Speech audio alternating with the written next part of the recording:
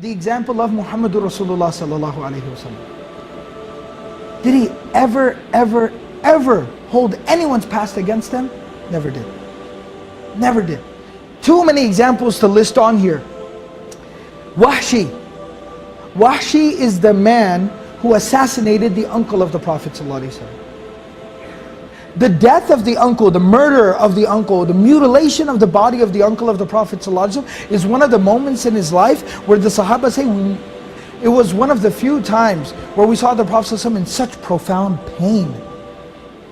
Like he was crying. He was so deeply hurt that when they came back into Medina, the Battle of Uhud, many Muslims had died on that day. And he could hear different family members crying when they were receiving the news of the death of their family member.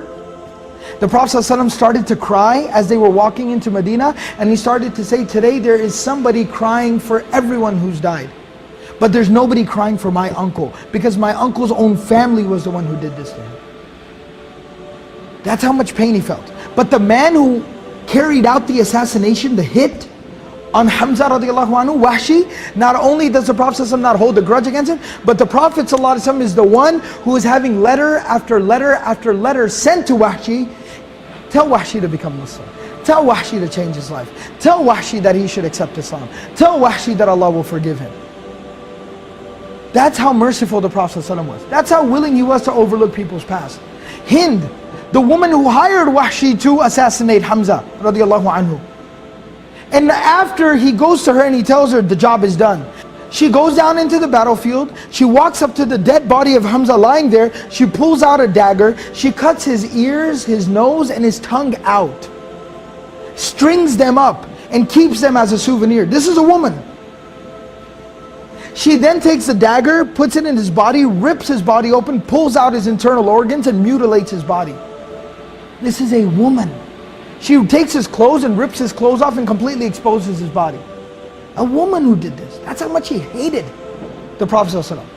And that's how horrible, what a horrible act she had done to the Prophet ﷺ and his uncle. But on the day of Fatih Makkah, the Prophet ﷺ doesn't do anything to her. And when she comes to the Prophet ﷺ to accept Islam, ahlan wa sahlan, marhaban bikum. He welcomes her, gives her the shahada, allows her to become Hind radiallahu anha. A companion, a female companion of the Prophet ﷺ. And the stories go on and on of the killing of dozens of Muslims on the day of Uhud. All of these people, they were embraced with open arms.